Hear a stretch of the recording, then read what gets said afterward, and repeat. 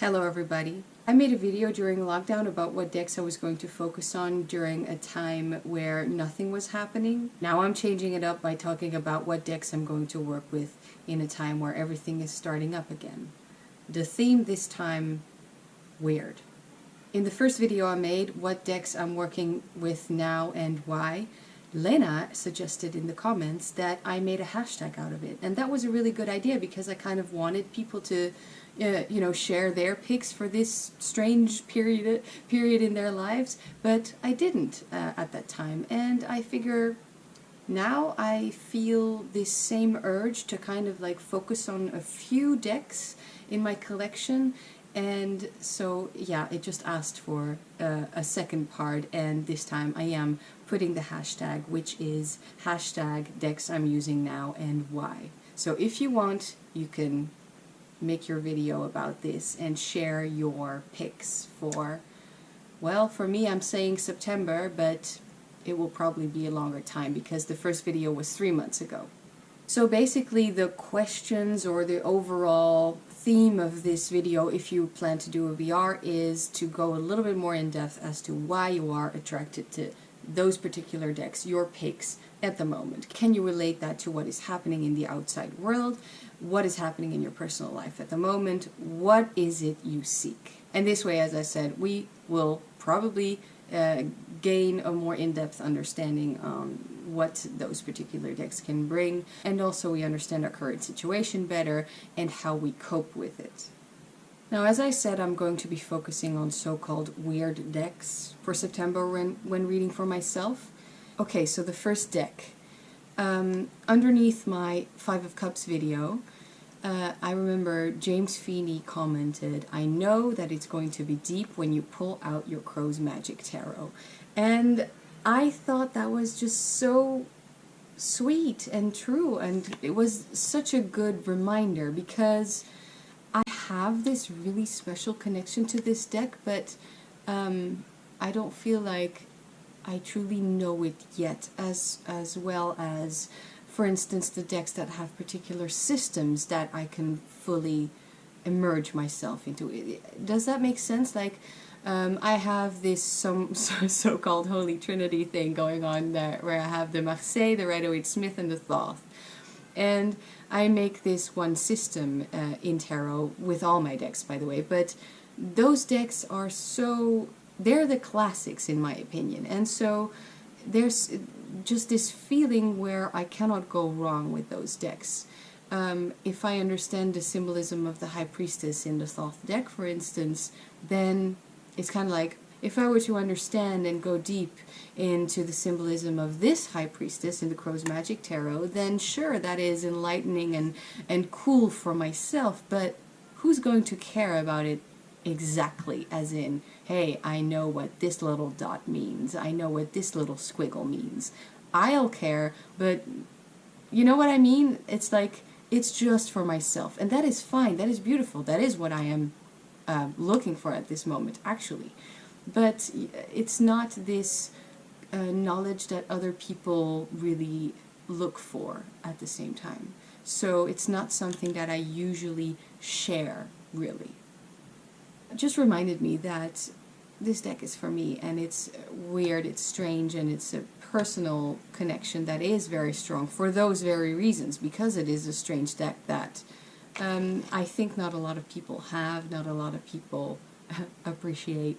And you know, when I say it's ugly, it is always loving, in a loving manner, because I still cannot explain it, but I definitely want to spend more time with the Crow's Magic Tarot. I know that it's me, and I know that it's good. Now, please stay tuned because I have a spread to share as well with you with this hashtag, in this hashtag, using the decks that I chose.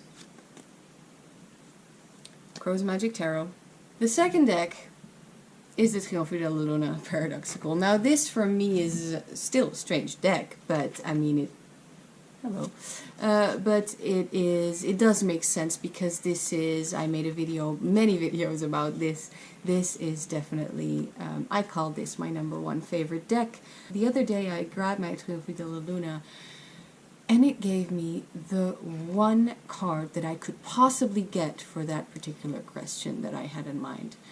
So it was without a doubt my evil twin going, don't pretend like you're not feeling these feelings.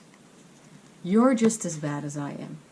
And of course that was not bad. It was just, you know, we have to look at certain feelings, certain things that we feel, and look at them and work with them. Yeah, I do call this my evil twin. It's just because in the background of many of these cards, the world is burning, and it kind of feels like the underworld. It's just so friendly. It's all of these weird little demon monsters, they are so friendly. They are all my friends, and I am one of the demon creatures.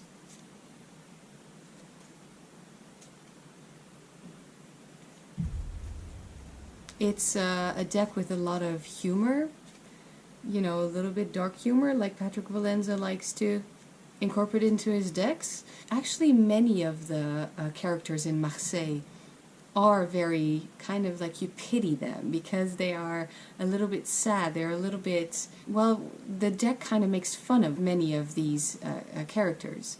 I kind of like that because it lightens the mood, but at the same time I really do, that is my thing. I've always been like that. I really do feel the anguish and the pain, so it is a very easy portal for me to, even if it's a very abstract pip deck in itself, actually, because it is a Marseille, right? So, see?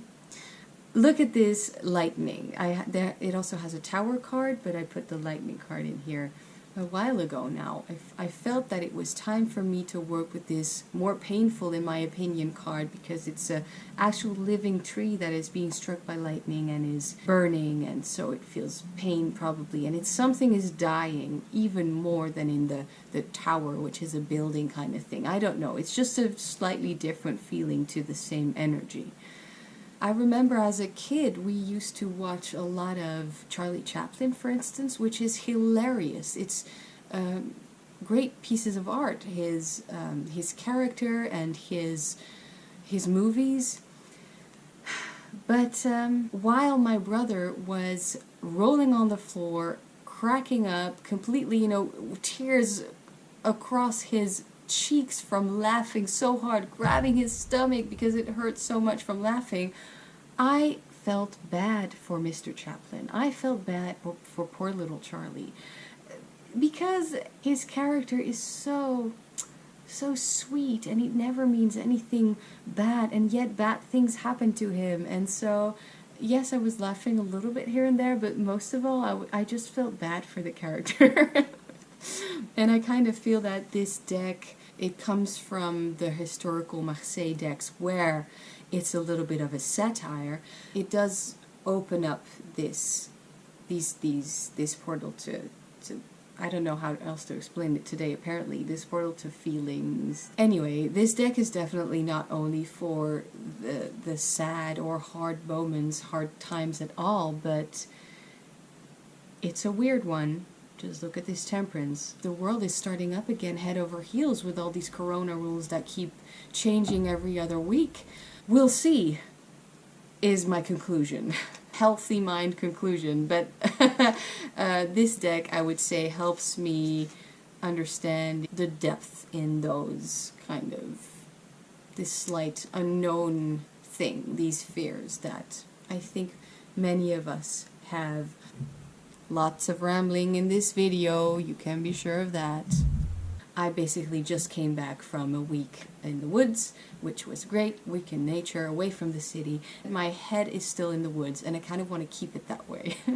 Now, I know in a very recent video I said that, I'm talking about the Wildwood Tarot, the greenest deck I have. I know that in the video Rainbow Decks, this was my green deck. I said that I reached for this deck, and I felt this connection. There is this connection between me and this deck. This deck, I feel, gets me in a way. But I did put it back on the shelf because even though I felt that like I needed to work with this imagery again, this whole easygoing kind of thing, it wasn't the time, because I still feel that this deck is very much autumn, winter for me. And at the time it was still, at the time of filming the Rainbow Decks, it was still very much heat wave summer. So what do I like about this deck? It's, as the title says, a little bit wild. For instance, you can see I've edged it in this manner, and I knew that it was going to bleed onto the white borders of the card. I've also kind of not scrunched up the cards, but definitely, because I feel this is shitty cardstock, and it's a little bit laminated in a way that I don't, well, anyway, it's a little bit shiny. I don't know, I felt like this deck didn't feel good new, whereas now that it's a little bit worn in, actually very much worn in, it just feels better, and it feels more natural, organic, actually. This deck straight out of the box is a little bit, feels cheap, and this way it feels like mine. It's my most natural feeling deck, weirdly. What I like about this deck is that it truly immerses me into this world of the wild woods. There are some magical things happening in those woods as well, but most of all, it's very, very earthy. I see this as a feel-good deck, and it still is that deck that allows me to go inwards. So it's an easy read, even though it's a system on its own. It follows the Wheel of the Year. But you know, if you have this deck, whether you read with it according to the book, according to the Wheel of the Year, according to the system that it has, or not, it is still so close to nature. And so, yes, I need that. I have been focusing on working with fire so much lately that I also need to take a step back a little bit, because, again, strange times. Also, the end of last year didn't end with a bang, as we usually do. It ended, well, it very much mirrored the state of the world at this moment. People are going like, well, this apocalypse is underwhelming. Anyway, here is the tarot spread that I made especially for this video, for working with these three decks, for finding that connection. Actually, I'm not even sure if I should call it a tarot spread, because it's just a few questions. So let's start with the Crow's Magic Tarot. It's about the connection with these decks, and so I'm going to start with the first question, which is a question I usually don't ask, but to see in what way these decks read me, in a way, because it is about that connection, about that mutual relationship kind of thing. I thought I would just give it a go and ask the question, where am I now? Let's shuffle a little bit better.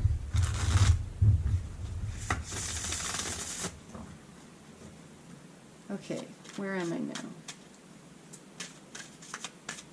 I'm asking this strange alien crow dark fire energy. Where am I now? The star. Celestial. That's beautiful. I sometimes see the star as the pole star, for instance, just like in the Wildwood, where you have this point in the sky that guides you you know where you are in the world. It's like a compass. It's like that is the goal, that is your dream.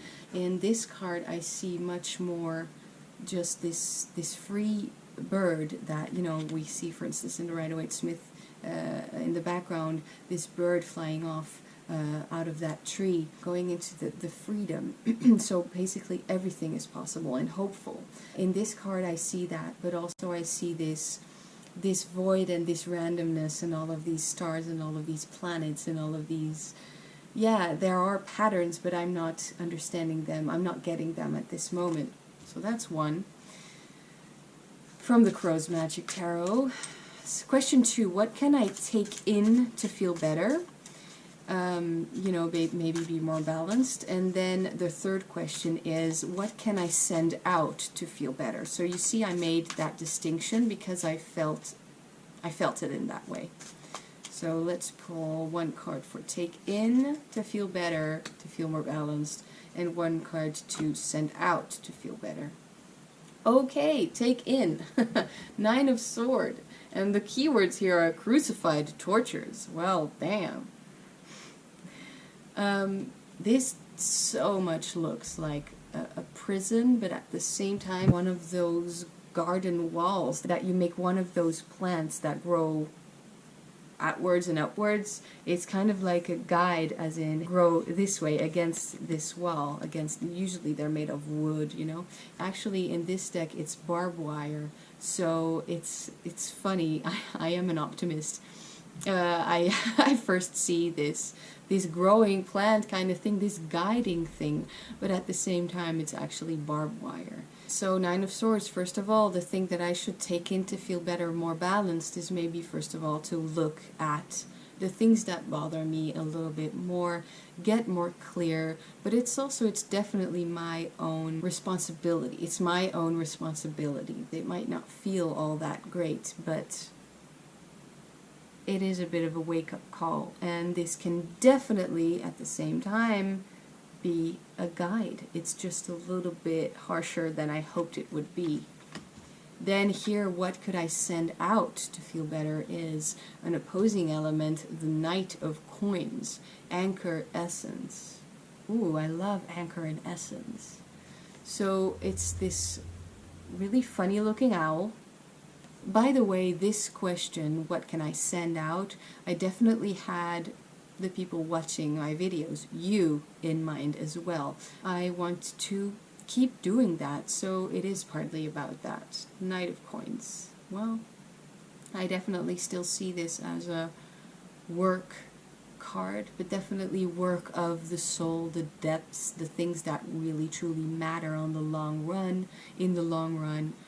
I feel that in this card, looking at this, there's definitely that wisdom, but also a kind of strategy in a way, being clear in its darkness. There is definitely a goal there, but the goal is the journey at the same time. That is what I'm seeing here. And then maybe also just making it a little bit more personal sometimes and not being afraid of that. I'm going to ask the exact same questions to my Triomphe de la Luna, and I'm asking two as if they are persons, as if there are people. Well, I'm not the only one who does that, I know that. And my Wildwood, and see what comes up, if I get any repeat cards or not. I'm going to quickly do that right now. So, first question. Where am I now, according to you, my darling? Then, what can I take in to feel better? Or, you know, if you don't feel so bad, simply what can I take in? Make it your own. Freedom. And what can I send out? Okay. Now, I got another Knight, Knight of Cups. What can I take in? 9 of Cups. So I got 2 9s, 9 of Swords in the Crow's Magic Tarot, but then another 9, 9 of Cups. Okay, so that is a very nice balance in my opinion. And then another Knight, so many Knights. Okay, so I'm still working with fire, that's good. Knight of Coins. Oh, I knew it. See, I'm telling you guys. I didn't realize it immediately, but In the same placement, in the same question, what can I send out to feel better? I got the same card in 2 decks. Magic! Okay, the Wildwood. Where am I now? Take in, send out. Where am I now? Take in, send out.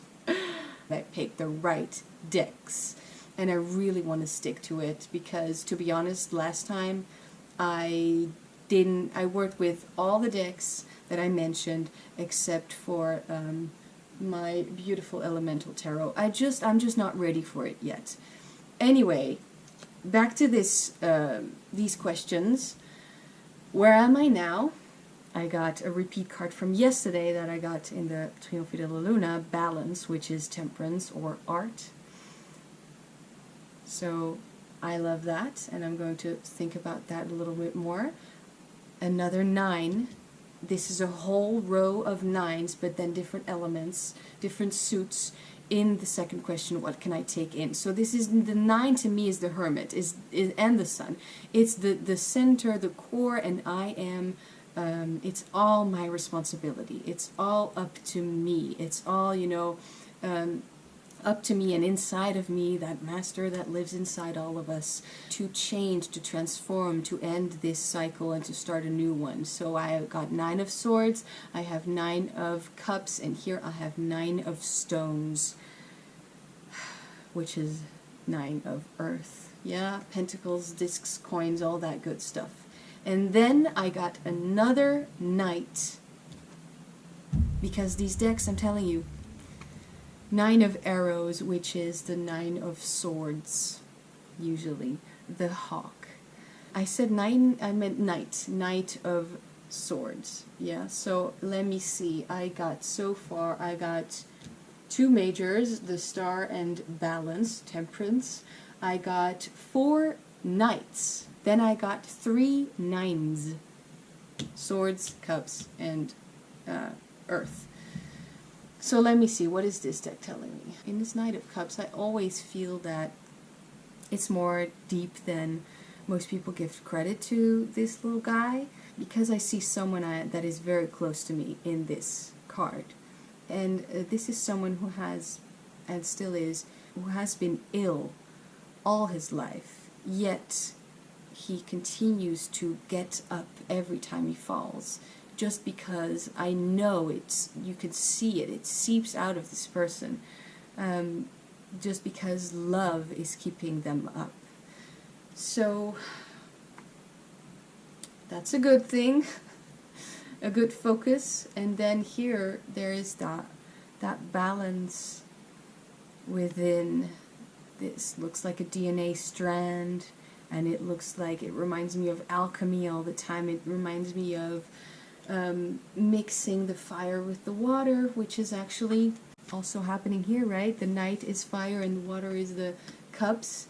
Don't you just love this card? It definitely is about all the things you accomplish and all the things that keep you grounded, keep you grateful also.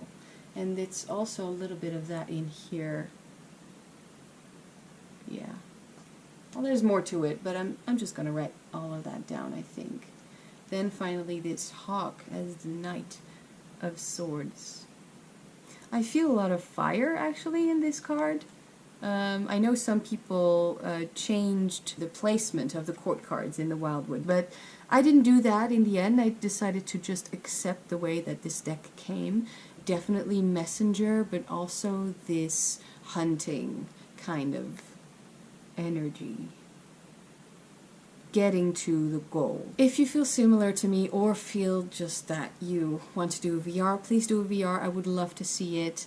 You know, a video doesn't need to have a hashtag in order for someone else to do a VR to it, but I definitely understand that it's much easier to do a VR to a video that is made in a way that other people can, you know, respond to it. So I added the hashtag. I hope that helped. I added some questions. I will also put them in the description so that it's easy to, you know, simply answer kind of thing.